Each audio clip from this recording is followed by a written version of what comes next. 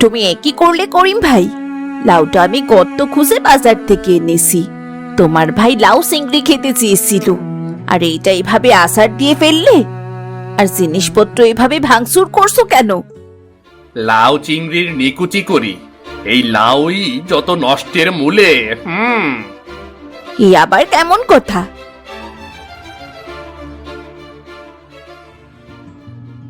এ কি পাগলামি করছিস করিম? লাউটা কি দোষ করলো? এটা এভাবে আস্তে ফেললি কেন? ভাইজান, কি হয়েছে তোমার? এমন অদ্ভুত আচরণ কেন করছো? অদ্ভুত আচরণ করছি? আমি অদ্ভুত আচরণ করছি? অদ্ভুত আচরণ আমি করছি নাকি তোরা করছিস? ভাইজান, তুমি এই যে, তুমি তো বড় জ্ঞানী, আমাদের চাইতে মস্ত বড় জ্ঞানী। তুমিও সেকেলে ব্যবসা নিয়ে বসে থাকবে? বলো। করিম, বাবা আমাদের এই জমিটা দিয়ে গেছেন।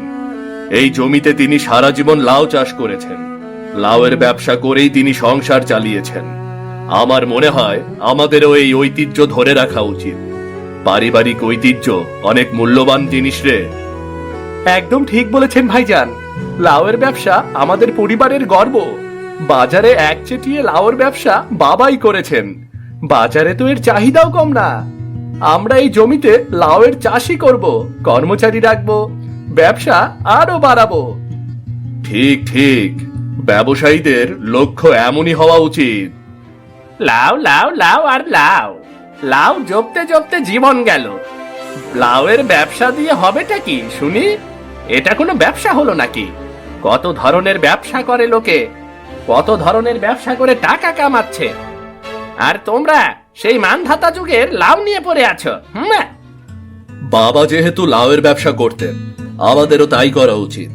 বাবার পরিচয়ে এ ব্যবসায়ে বেশ সুবিধা হবে। বাবার পরিচয়ে বন্দি না থেকে এবার একটু নিজের পরিচয় গড়ো।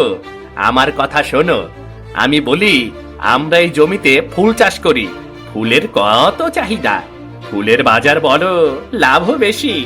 নয়তো অন্য কোনো সবজি চাষ করো, কিংবা বিভিন্ন রকমের সবজি, যেমন মরিচ, টমেটো, বেগুন। বুদ্ধি তো খারাপ না ভাইজান, কি বলো? হ্যাঁ, আমারও মনে হচ্ছে বুদ্ধিটা ভালোই। আর 3 ভাই মিলে ব্যবসা করাটাই মনে হয় ভালো হবে। তবে আমি এখন গেলাম ভাই, আমার আবার তরকারি পুড়ে যাচ্ছে। করিম, তুই বুঝতে পারছিস না ভাই, এই জমিতে বাবা বছরের পর বছর লাউ চাষ করেছেন। শুধু লাউয়ের ব্যবসা করেই কত টাকা কামিয়েছেন। এই লাউ আমাদের পরিচয়, আমাদের ব্যবসায়ের পরিচয়। এই গ্রামে আমাদের লাউয়ের সুনাম আছে রে। যে ব্যবসায়ের সুনাম আছে সেটা চালিয়ে যাওয়াই ভালো, বুঝলি? পরিচয়? লাউয়ের পরিচয় দিয়ে কি হবে ভাইজান? আমি কেবল একজন লাউ ব্যবসায়ী হয়ে থাকতে চাই না। তাহলে তুই কি হতে চাস? আমি এই গ্রামের বাইরে ব্যবসা করতে চাই, আধুনিক কিছু করতে চাই, এমন কিছু যাতে আমি আনন্দ পাই। এই লাউ ব্যবসায়ীদের খাতায় আমি নিজের নাম লেখাতে চাই না। তোমরা ভাবো, এই জমি বিক্রি করে টাকা নিয়ে আমরা কোনো লাভজনক ব্যবসা শুরু করতে পারি কিনা। ভাবো ভাবো। জমি বিক্রি? তুই কি পাগল হয়েছিস নাকি করিম? এই জমি আমাদের বাবার স্মৃতি। না না না না না, এটা আমরা বিক্রি করব না। ভাইজান, জমিটা বাবা আমাদেরকে দিয়ে গেছেন এই ভরসায় যে আমরা তার লাউয়ের ব্যবসা সুন্দর করে পরিচালনা করতে পারবো, তার জন্য। তাহলে তোরা লাউয়ের চাষি কর, আজীবন লাউ ব্যবসায়ী হয়েই থাক। আমি এই ব্যবসার মধ্যে নেই বলে দিলাম। করিমটাকে যে কি করে বোঝাই এই লাউয়ের ব্যবসাটাই আমাদের জন্য কতটা লাভজনক, তা করিম কি কখনো বুঝতে পারবে? পারবে ভাইজান, একদিন নিশ্চয়ই পারবে। চলো ভাইজান, আমরা বসে না থেকে কাজ শুরু করে দেই। হ্যাঁ, তাই চল।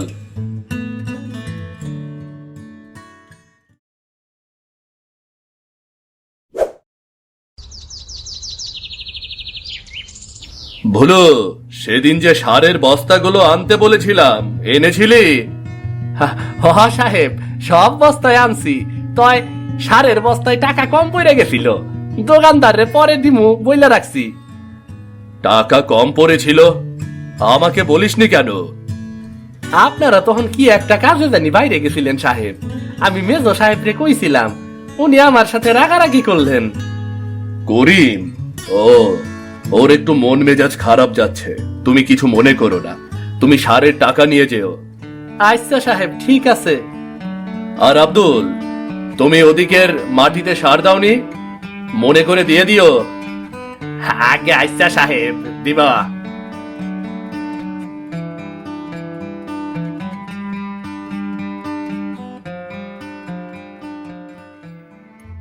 ভাইজান, এই ব্যবসার জন্য আবার কাজের লোকও রেখেছ?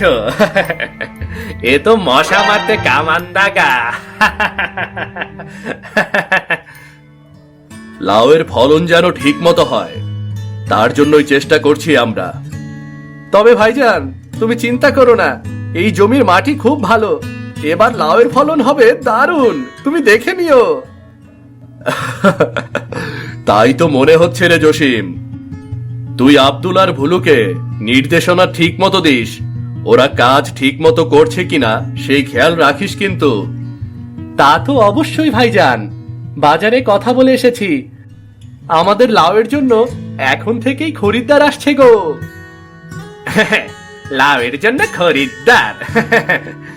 ওমন দু একটা খরিদ্দার দেখে এমন পটে যাস না জসিম, এসব দিয়ে এ যুগে কিচ্ছু হয় না রে, এসব দিয়ে এ যুগে কিছু হয় না। এভাবে বলছো কেন ভাইজান? বাবার মৃত্যুর পর এই প্রথম আমরা এই লাউ ব্যবসায় নেমেছি, আমরা চেষ্টা করে দেখি না। চেষ্টা করলে ভালো কিছুর জন্য চেষ্টা কর, এই ব্যবসায় কত আর লাভ হবে, আর কয় টাকাই বা ভাগাভাগি হবে বলতো। আমি বলছি কি, এখনো সময় আছে, জমির একটা অংশে অন্তত ফুল চাষ কর। আমি ফুল চাষে অভিজ্ঞ একজন লোকের সাথে কথা বলে এসেছি, সে আমাদের সাহায্য করবে। করিম, আমরা ঠিক করেছি এই জমিতে লাউ চাষই করব। তুই যদি না করতে চাস তবে বেশ, তাহলে অন্য কিছু কর, কিন্তু আমাদের কাজে বাধা দিস না। করো তোমরা করো, আমি বাধা দেওয়ার কে? তবে আমিও দেখব এই লাউ ব্যবসা কতদূর চলে, বুঝলে, কতদূর চলে।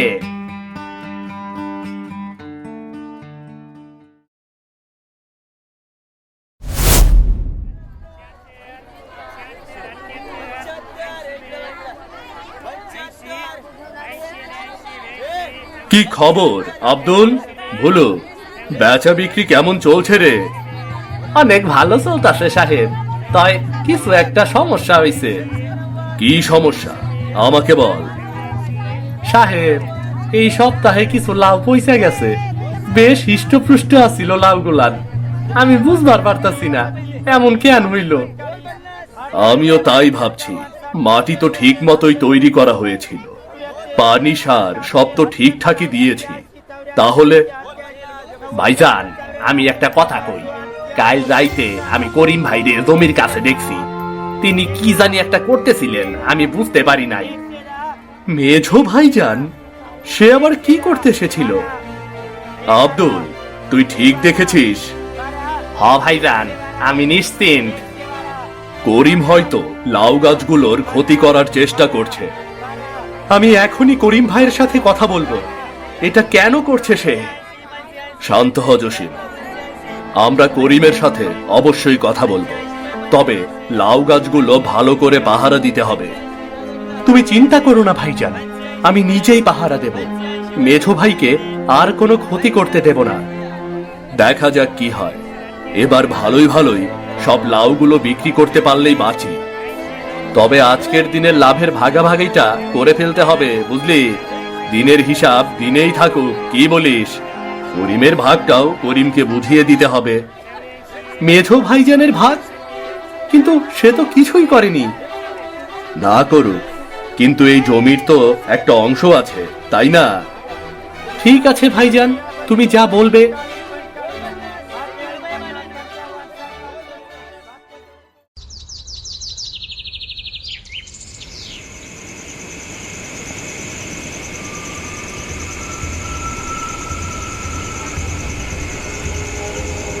কিরে, বড় ভাইজান পাহারাদারের খরচের ভয়ে তোকেই পাহারাদার বানিয়ে দিল। নিজেদের ক্ষেত নিজেরা পাহারা দিচ্ছি, তাতে সমস্যা কোথায়? তুমি তো এ ব্যবসায় অন্তত পাহারার কাজটাও করতে পারতে, তাতে আমাদের কষ্ট কম হতো, তুমিও কিছু টাকা পেতে। তোদের এই লাউয়ের ব্যবসার সামান্য 1-2 টাকায় আমার কি যায় আসে বলতো? বল বল। আমি এসবের মধ্যে নেই, বুঝলি? এসবের মধ্যে আমি নেই। পারলে তো পাহারা দেবে। তুমি কোন কাজটাই করতে পারো বলো, কেবল লাউ গাছগুলোর ক্ষতি করা ছাড়া? লাউ গাছের ক্ষতি আমি করেছি। ওই গাছের গোড়া এমনিতেই পচা ছিল, তাই লাউগুলো পচে গেছে। যাকগে, বড় ভাইজান কোথায়? আমার তার সাথে কিছু কথা আছে। কি কথা? সেটা জেনে তুই কি করবি? তোর কাজ তুই কর, যা যা। যাকগে, রহিম ভাইয়ের কাছ থেকে আমি কিছু টাকা চাইতাম, তাই ভাইজানকে খুঁজছি। ভালো একটা ব্যবসার রাস্তা পেয়েছি। তোরা তো অল্প স্বল্পতেই খুশি, তবে বাপু আমি কিন্তু এমন না। তুমি এখনো সেই ব্যবসার দিবাস্বপ্নই দেখছো? যাই হোক, বড় ভাইজান এখন অনেক ব্যস্ত। লাউয়ের কয়েকজন ব্যবসায়ী ঝামেলা করছে, সেই ঝামেলা সামলাচ্ছে। তাকে খুঁজে পাওয়া কঠিন, বুঝলে? তাকে খুঁজে পাওয়া কঠিন এখন। ঝামেলার কে করছে? ওই মুকিতালি তো। মুকিতালি কখনোই তোদের শান্তিতে লাউয়ের ব্যবসা করতে দেবে না, জেনে রাখ। সে বাবার চিরকালের শত্রু ছিল। যাই হোক, আমি যাই। ভাইজানকে তো মুকিতালির ওখানেই পাওয়া যাবে, তাই না? ভাইজান কাজের জন্য কোথায় কোথায় ঘুরে বেড়াচ্ছে, এখন কে জানে সেটা। আমি ভাইজানকে খুঁজে আনতে পারি, কিন্তু ক্ষেত পাহারা কে দেবে? আচ্ছা যা, তুই না হয় খুঁজে আন, আমি ক্ষেত পাহারা দিচ্ছি। তুমি ক্ষেত পাহারা দেবে? কোনো ক্ষতি করবে না তো? তোরা লাউয়ের ব্যবসা করে এমনিতেই ক্ষতির মধ্যে আছিস, তোদের ক্ষতি করে আমার লাভ কি? যাকে, তুই ভাইজানকে খুঁজে নিয়ে আয়, আমি বসছি এখানে। আচ্ছা ঠিক আছে, তুমি তাহলে বসো এখানটায়, আমি বড় ভাইজানকে খুঁজে নিয়ে আসছি। আবার পালিয়ে যেও না যেন। আমি পালাবো না, কিন্তু তুই আবার পালিয়ে যাস না।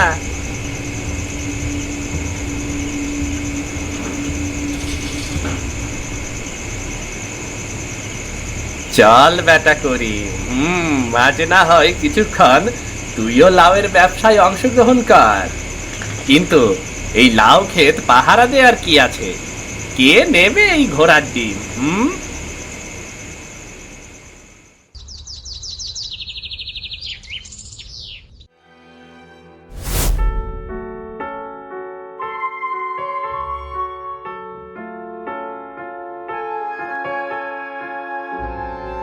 আরে এ কি, এইটা কি হলো? আমাদের লাউ সব কোথায়? জসিম, এ কি সর্বনাশ হয়ে গেল! তোমাগোর লাউয়ের মতো ভালা লাউ এই গ্রামে আর কেউ ফলায় না। একদম তাজা লাউ পাবো দেখাই সরাসরি খেতে চইলাইলাম, আর সেই দেখি এই অবস্থা। সব লাউ গায়েব! কে করলো এমন সর্বনাশ? আজই তো লাউগুলো বাজারে বিক্রি করার কথা ছিল।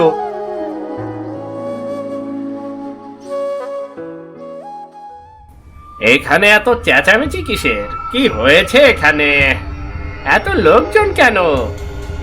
করিম ভাই, তুমি পাহারায় আসিলা না? লাউগুলা এইভাবে কাইটা নিয়ে গেল, তুমি টেরও পাইলা না?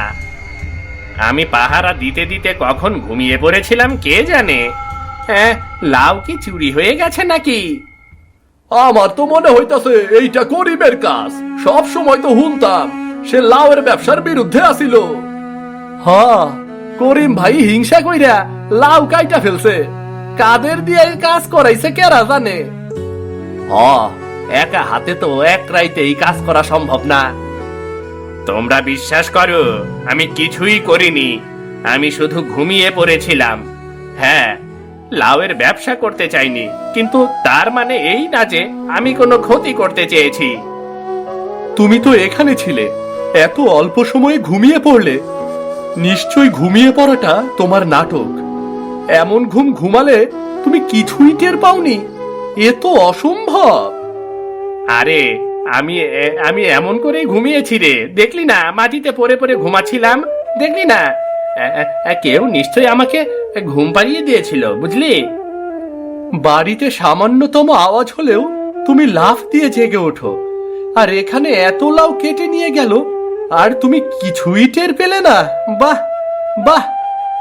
ভাইজান দেখো, মেছো ভাইজানকে এখানে পাহারায় রেখে কাল তোমাকে কত জায়গায় আমি খুঁজেছি। খুঁজতে খুঁজতে আমি অসুস্থ হয়ে পড়ে গিয়েছিলাম, তাই আমি আর এদিকে আসিনি, বিশ্রাম নিতে বাড়ি ফিরে যাই। আর এর মধ্যে এসব হয়ে গেল। করিম ভাই দায়ী এইসবের লাইগা, করিম ভাই দায়ী। থামো সবাই, থামো। করিমকে দোষ দেওয়া বন্ধ করো। আমি জানি এটা কে করেছে। কে করছে ভাইজান? জসিম, তুই কাল রাতে মুকিত মিয়ার সাথে কথা বলেছিলি, তাই না? ভাইজান, তুমি এসব কি বলছো? আমি কেন মুকিত মিয়ার সাথে কথা বলতে যাব? সে তো আমাদের শত্রু। আমি সব জানি। তুই মুকিতের কাছে থেকে টাকা নিয়েছিস, আমাদের সব লাউ তুই মুকিতের কাছে বিক্রি করে দিয়েছিস। এসব তুমি কি বলছো ভাইজান? আমি কাল সারা রাত বাড়িতেই বিশ্রাম নিচ্ছিলাম। বিশ্বাস না হলে ভাবিকে জিজ্ঞেস করো। আমি জানি সব পরিকল্পনা তোরই। তুই পরিকল্পনা করে করিমকে পাহারায় বসিয়েছিস। করিমের ক্লান্তিতে চোখ লেগে গিয়েছিল, সেই সুযোগ নিয়েছিল মুকিতের লোকজন। তারা করিমকে ঘুমের ধোয়া দিয়ে ঘুম পাড়িয়ে দিয়েছিল। আচ্ছা, তাই তো বলি, আমার ঘুমের মধ্যে হঠাৎ এমন লাগছিল কেন? এসব তুমি কি বলছো ভাইজান? এসব মিথ্যে কথা। মিথ্যে কথা?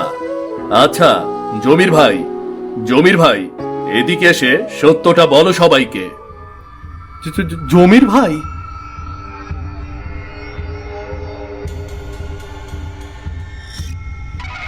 জমির ভাইকে তো তুই চিনিস, তাই না? মুকিতের কর্মচারী, সেই আমাকে সবকিছু বলেছে। হ্যাঁ, রহিম ভাই ঠিকই কইছে। জমির ভাই আমাগর মালিকের কাছ থেকে টাকা নিছিল। এই লাউয়ের ব্যবসা আমার বাবার স্বপ্ন, তার কষ্টের ফসল। আর তুই তুই আমার সবচেয়ে কাছের লোক হয়ে এই কাজ করতে পারলি? আমি ভুল করেছি ভাই, ভুল করেছি। আমি ভাবতাম লাউ ব্যবসায় এই অল্প টাকায় আমি কিছুই করতে পারবো না। যেহেতু আমি খেটেছি, তাই করিম ভাইজানকেও ভাগটাও দিতে চেয়েছিলাম না। কিন্তু তোমার কথার বাইরে যাওয়ার সাহস আমার ছিল না। বেশি লাভের আশায় আমি এটা করেছি। আমার পরিবারের সাথে এমন করা উচিত হয়নি। আমাকে ক্ষমা করে দাও ভাইজান, ক্ষমা করে দাও। আমি টাকা ফিরিয়ে দিয়ে সব লাউ নিয়ে আসবো। আমাকে আরেকটা সুযোগ দাও ভাইজান, আরেকটা সুযোগ দাও। ঠিক তো, আর কোনো গড়বড় করবি না তো? না ভাইজান, আর কখনোই আমি এসব কিছু করব না। জমির ভাই, আমার সাথে চলুন, লাউগুলো নিয়ে আসি।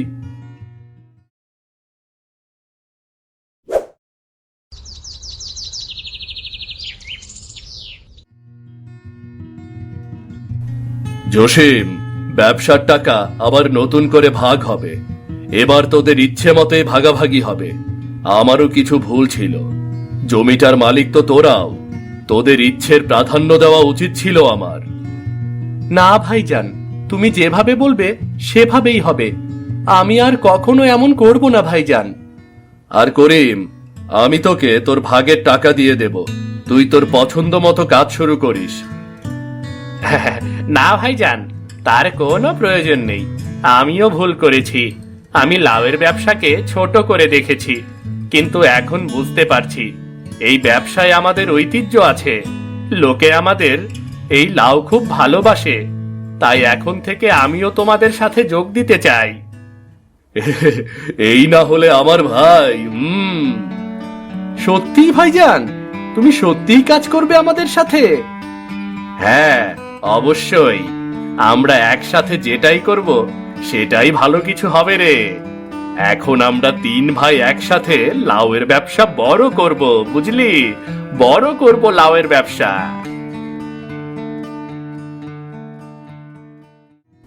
কি হলো, তোমাদের গল্প কি আর শেষ হবে না?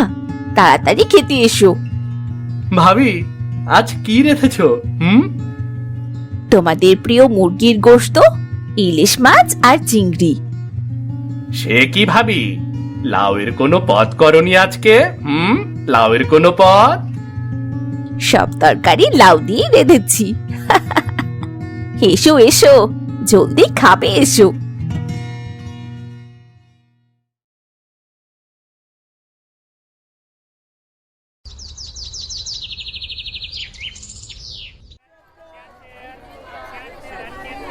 রহিম ভাই, তোমাগর লাউয়ের কোনো তুলনা নাই।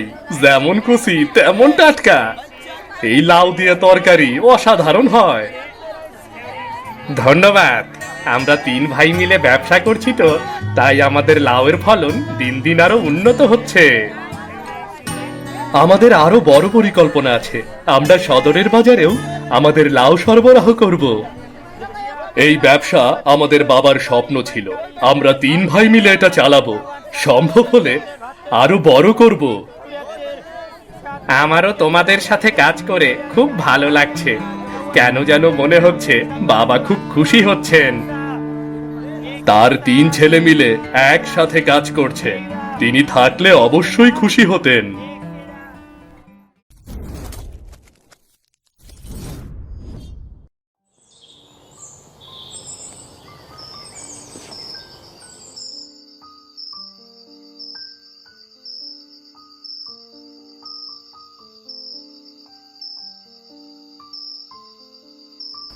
মা, আমাগো ঘরে ভাত নাই কেন? পেট পুইরা খাইতে দাও না মা। অন্য বাড়ির বাচ্চারা কত খাউন খায়, আমি কেন খাইতে পারি না মা? কেন খাইতে পারি না? কি করমু রে বাপ? তোর বাপে তো সারাদিন নদীতে চাল ফালায়, তবুও 2 মুঠো চাল জুটে না। মাছ নাই, পয়সা নাই, আমি তোরে কি খাওয়াইয়া শান্তিতে থাকি বলতো? ভাত চাইলে খালি এই কথাটাই শুনি। পেট ভরাইতে পারি না, খাওন দেয় না, খুদাই মইরা যায়। আমি আর এই বাড়িতে থাকুম না, চইলা যামু, আমি চইলা যামু। হায় সৃষ্টিকর্তা, এমন দিন কেন দিলা? বউ পোলার মুখে খাওন দিতে পারি না। আমি কি খাটি না? নদী খালি হইয়া গেছে, জাল টানলেও ফাঁকা ওঠে, কোনো মাছ নাই। এমনে না খাইয়া কেমনে বাঁচুম? হ্যাঁ গো, আমি আর কিচ্ছু চাই না, শুধু চাই পোলাটা পেট হইরা খাওন পাইবো। এমনি আর কতদিন চলবো কত? বাবা, তুমি যদি মাছ না লই আনতে পারো, আমি নিজেই কিছু করবো। খালি পেটে আর থাকুন যায় না বাবা। হায় সৃষ্টিকর্তা, তুমিই কইয়া দাও আমি কি করুম। আমার পোলাডারে আমি কেমনে শান্ত করুম? কেমনে খাও নাই না দেমু? কেমনে?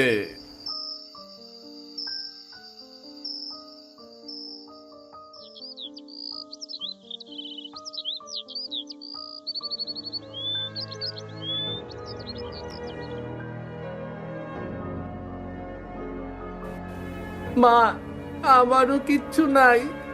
পেটটা কি ইটের দালান নাকি? না খাইয়া থাকুন কেমনে? কি আর করমু রে বাপ? নদী শুকাইয়া গেছে, মাছও নাই, তোর বাপ খালি হাতে আইছে। আমি তো কপাল পোড়া মাইয়া, আমি তোরে কেমনে খাউন দিমু? আমি আর এই ঘরে থাকুম না। না খাইয়া মরার চাইতে জঙ্গলে যাইয়া পাতা খামু আমি। কইসাস রে বাপ?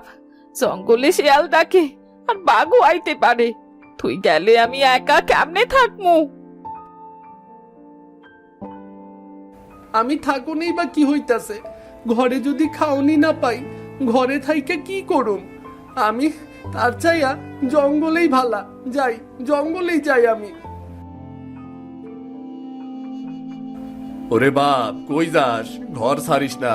দেখ, কাইল হইতে আবার জাল ফেলুম। কাইলকা হয়তো মাছ পামুরে। তুমি কতদিন ধইরা কও কাল মাছ পামু, কিন্তু মাছ কই? আমি আর এই মিথ্যা কথা শুনুম না। আমি জঙ্গলে যাইতেছি।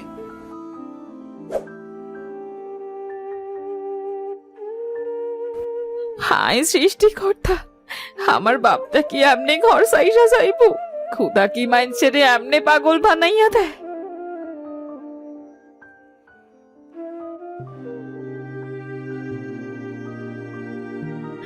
ওগো, ওগো দেখো, ক্ষুদার জ্বালায় পোলাটা ঘর সাইডা গেল। সৃষ্টিকর্তারে কও আমাগো দিকে যেন কৃপা করে, আমাগোরে যেন খাওন দেয়, নইলে আমাগো সংসার অন্ধকারে যাইবো। হায় সৃষ্টিকর্তা, আমার কপাল যদি দুঃখের হয় আমারে কষ্ট দাও, তয় আমার পোলাডারে বালা রাইখো। আমি না খাইয়া মরুম, তাও আমার পোলাডা যেন খাইতে পারে।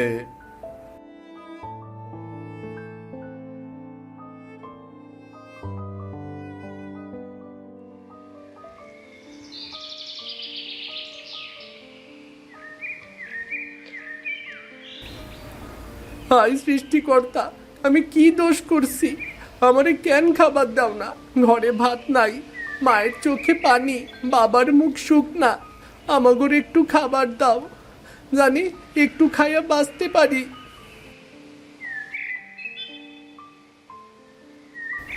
এইটা আবার কেমন গাছ রে? 3 রঙের ফল ঝুলতাছে। এই জঙ্গলে এমন গাছ কোত্থেকে আইলো? যতই অদ্ভুত হোক না কেন, আমি এই ফল খামুই খামু। পেটের ভেতরে দাপাদাপি নাই, 2 দিন ধইরা কিছু খাই নাই।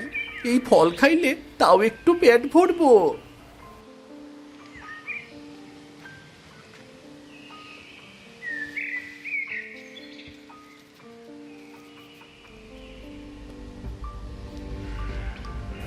হায় হায়, এ কি হইতেছে আমার লগে?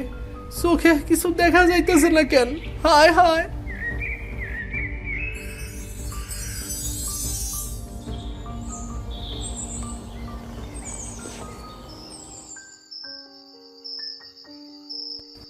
হায় সৃষ্টিকর্তা, আমার পোলাটা কই গেল? পেটে ভাত নাই, তার ওপর আবার পোলাটাই রাগ কইরা বাড়ি থাইকা বাইর হইয়া গেছে। আমি যে পোলাটারে সারা বাঁচবো না।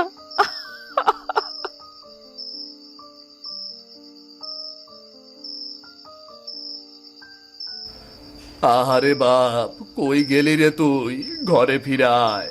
তুই যদি না থাকস আমরা কেমনে বাঁচমু রে, কেমনে বাঁচমু আমরা? তোমার জালে মাছ ওঠে না, ঘরে খাওন নাই, আর সেই দুঃখে পোলাটা আমার রাগ কইরা কই চইলা গেল।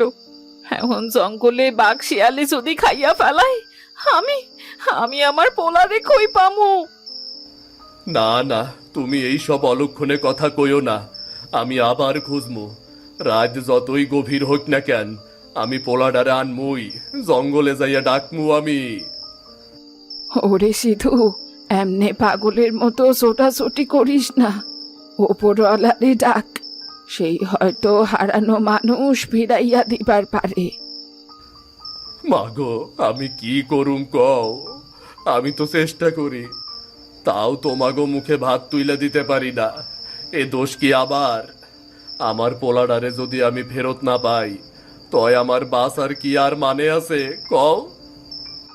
হায় হায় গো, কি হইল কি আমার? আমার পোলাটা কই গেল? আমি না খাইয়া থাকবার পারমু, তয় আমার পোলারে ছাড়া আমি থাকতে পারবো না।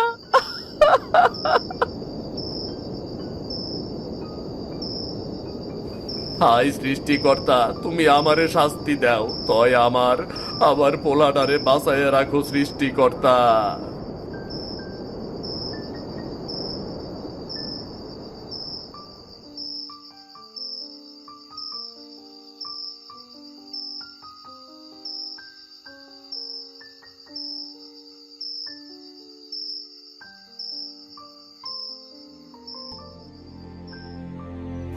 বাবা, কান্দো না, আমি ভালো আছি।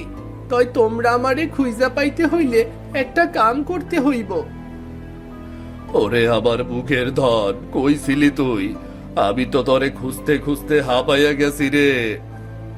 বাবা, জঙ্গলে ওই গাছতলায় একটা ফল আছে, ওই ফলটা লইয়া নদীতে ফালাইয়া দিবা, তাইলে আমি ফিরে আসমু। ফল? নদীতে ফল ফালাইতে হইব কেন? এইটা কেমন কইরা তরে ফিরাবো? এইটা সৃষ্টিকর্তার খেলা, তুমি ভয় পাইও না বাবা। আমারে পাইতে হইলে যেইটা কইছি ওইটাই করণ লাগবো। কই গো গিন্নি শুনছ? আমি স্বপ্নে পোলাডারে দেখছি। ও কইছে গাছের নিচে একটা ফল আছে, ওইটা যদি আমি নদীতে ফালাই তখনও ফিরাইব গো। তুমি কি পাগল হইছো? স্বপ্নের কথা সত্য হয়? তুমি স্বপ্ন বিশ্বাস কইরা জঙ্গলে যাইবা? না গো, এইটা স্বপ্ন না, সৃষ্টিকর্তার ইশারা। আমি আবার পোলাডারে ফেরত আনুম, যেমনেই হোক আমি জঙ্গলে যামু। ও সিধু, যদি ওপরওয়ালা তোরে ইশারা দিয়া থাকে তয় দেরি করিস না, অহনি যা, আমার নাতিরে অহনি লইয়া আয়।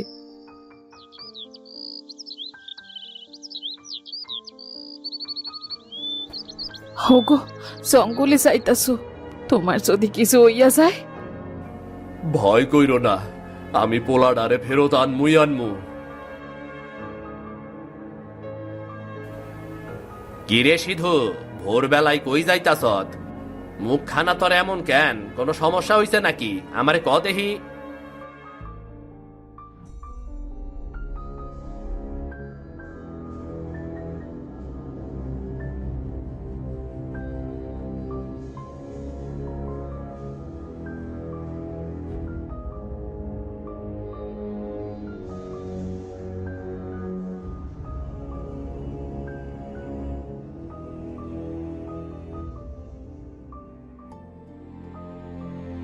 তুই যা কইতাছত যদি তা সত্যি হয়, তাইলে তো বিধাতার কৃপা। চল ভাই, আমি তোর লগে যামু, চল চল।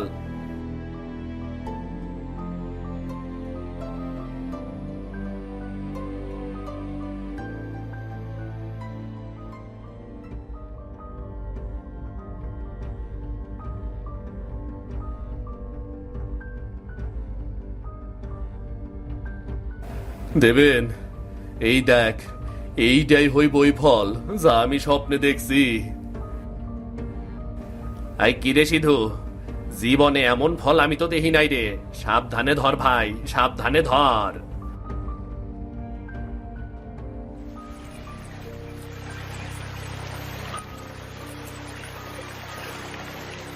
হে সৃষ্টিকর্তা, তুমি আমারে স্বপ্ন দেখাইছ, আমি এখন এই ফলডারে নদীতে ভাসাইয়া দিতাছি। আবার পোলাডারে তুমি ফিরাইয়া দাও, ফিরাইয়া দাও।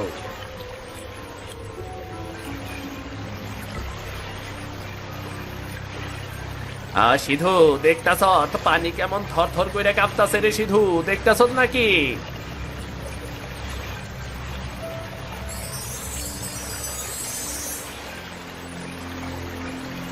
ওরে আমার বাপ, তুই সত্যিই ফিরলি? কই আসিলি তুই? সৃষ্টিকর্তা তোরে বাঁচাইয়া দিছে, আমাগোর কাছে ফিরাইয়া দিছে। সৃষ্টিকর্তার দয়া ছাড়া এমন কাম হয় না রে ভাই। আজকের দিনটা গ্রামের ইতিহাস হয়ে থাকলো রে। বাবা, আমি অন্য এক দুনিয়ায় গেছিলাম।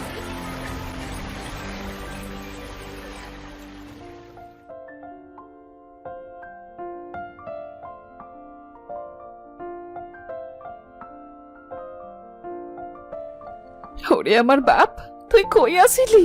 মায়ের বুক তো ফাইটটা চাইতাছিল। বাপ, কইছিলি তুই? আমাগোর সব খুইলে ক, আমরা তোরে সব জায়গায় পাগলের মতন খুঁজে বেড়াইছি রে বাবা। বাবা, আমি ওই ফল খাওয়ানোর পরে হঠাৎ কেমন জানি গা হালকা হয়ে যায় আমার। চোখের পলকেই দেখি আমি অন্য এক জগতে চলে গেছি। জানো বাবা, ওই দুনিয়ায় না ক্ষুধা ছিল না, দুঃখ আসিল না, যত চাই তত ভাত মাংস সব কিছু মজুদ ছিল। নদী ভরা মাছ, গাছে ফল, মাঠে সোনার ধান, আমি পেট ভইরা খাইছি। তুই যদি ওইখানেই সুখে আসিলি তাইলে ফিরলি কেন বাপ? মা, যতই সুখ থাকুক তোমাগো ছাড়া মন টিকলো না। স্বপ্নে ইশারা দিল যদি বাবা গিয়া নদীতে ফল ফালায় আমি ফিরে আসুম, তাই আইসি মা। সৃষ্টিকর্তার কৃপা কতই না আশ্চর্য। তুমি কও তো বাপ, ওই দুনিয়ার মানুষ কেমন আছিল? মানুষরা সবাই ভালো আছিল কাকা, কোনো লোভ নাই, হিংসা নাই, মারামারি নাই। সবাই একলগে খাইতো আর হাসতো। মনে হইতাছিল এইটা আসলেই সুখের দুনিয়া। এই দুনিয়ায় সুখ শান্তি নাই রে বাপ, তুই যেটা দেখাইছোস এইটা সৃষ্টিকর্তার কৃপা। বাবা, আমি আবারও স্বপ্নে দেখছি ওই গাছের নিচে আরেকটা ফল লুকানো আছে। ওই ফল যদি আগুনে পোড়াইয়া দেওয়ান হয় তখন আমাগোর আর কোনো অভাব থাকবো না বাবা।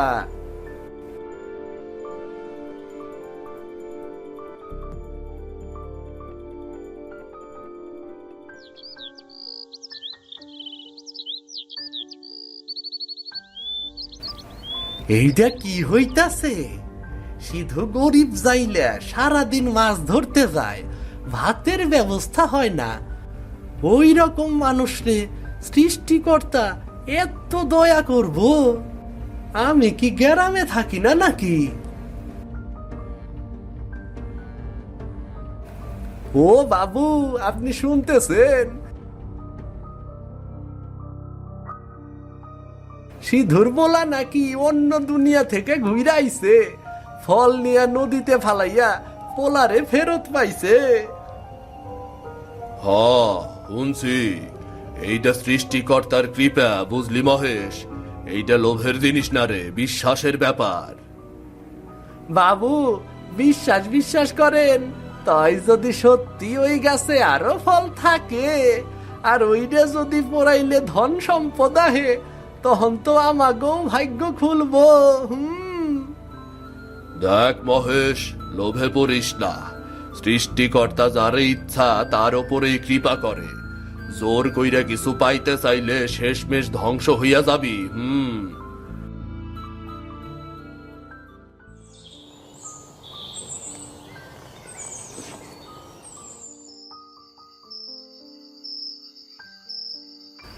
কই গো, শুনছ? সিধুর কপাল খুললো এইবার, আর আমরা শুধু দেখমু। এইটা আমি মাইনা নিমু না। এই ফলটা আমি যে কইরাই হোক খুইজা বাইরে করমুই করমু। এইটা সৃষ্টিকর্তার ব্যাপার, তুমি আবার এইসবের ভেতর লোভ কইরো না, শেষে মন্দ হইব। মন্দ টন্দ কিছু না, সৃষ্টিকর্তা যদি ওরে দিতে পারে আমারে কেন দিব না? আমি কাইলি জঙ্গলে যামু।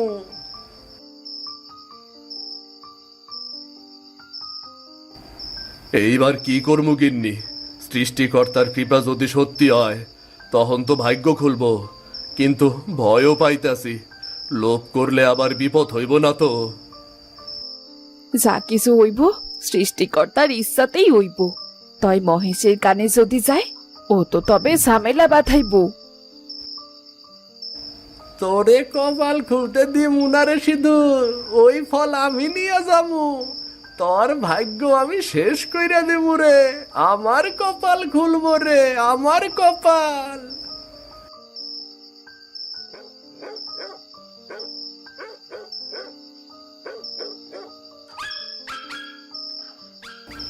সিধুর ঘরে ভাগ্য খুলতাছে আর আমরা পিছায় থাকুম?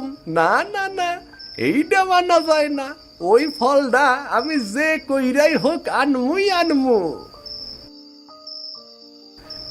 কালকে ভোরেই জঙ্গলে যাবো, দেখমু ওই গাছের নিচে কি আছে। যদি কোনো ফল পাই, ফলটা আমি লই আনমু।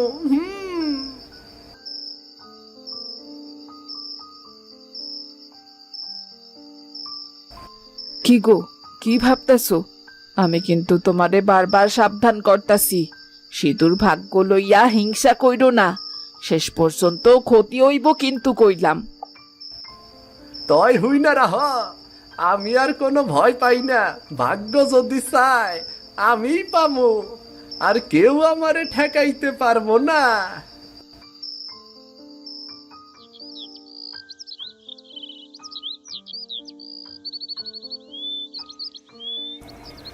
এতে কোনো দোষ নাই, আমি খালি চেষ্টা করতাছি। যদি ফল পাই তখন সিঁদুর ভাগ্য আমার হইব।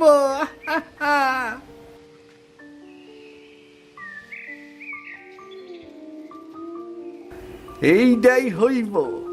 এইবার তোর ভাগ্য আমার হাতে রে সিধু।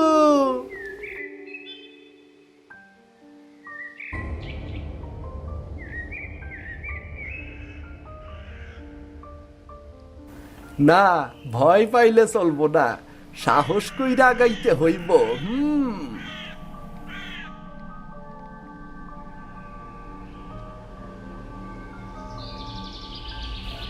লোভ ভয়কে হারায়, কিন্তু বিপদ ডাকতে পারে।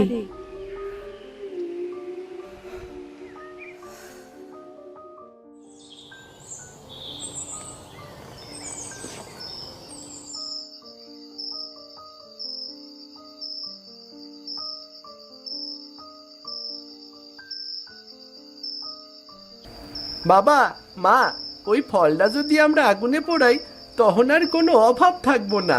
অনেক খাবার, অনেক টাকা, সব কিছু পামু। এইটা কি করু, আগুনে পোড়ামু? ভয়ও তো লাগতাছে।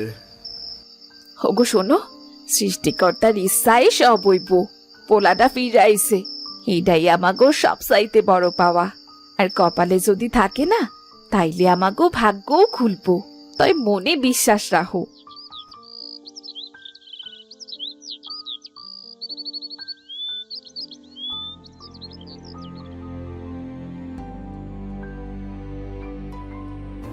বাবা, মা, দেখো, এইবার আমাগো ভাগ্য খুলবো, আমরা খাইতে পারুম। আমাগো ক্ষুধায় আর কষ্ট করন লাগবো না।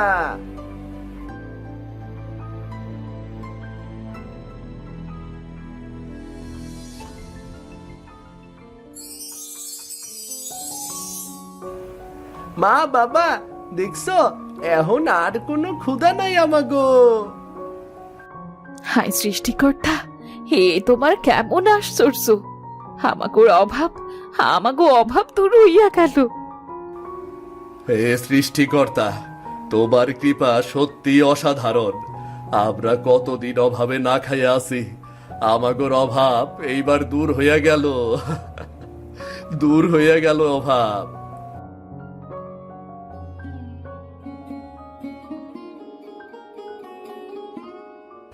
বাবা, মা, এইবার আমাগো আর কোনো অভাব থাকবো না। আমি পেট ভইরা খাইতে পারমু, খুশি থাকমু, কোনো দুঃখ থাকবো না।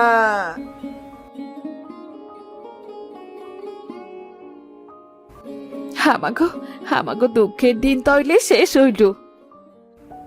হ, ঠিক কইস, আমাগো আর অভাব নাই, দুঃখের দিন শেষ।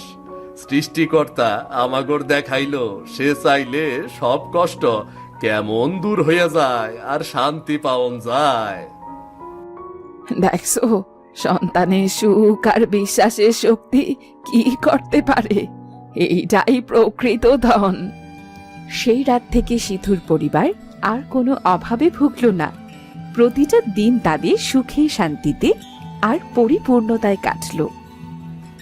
আমাগোর গল্প যদি আপনাগোর ভালো লাগে, তাইলে আমাগো চ্যানেলটা সাবস্ক্রাইব করতে ভুলেন না কিন্তু। একটা কমেন্ট কইরা জানাইয়া দিয়েন গল্পটা কেমন লাগলো।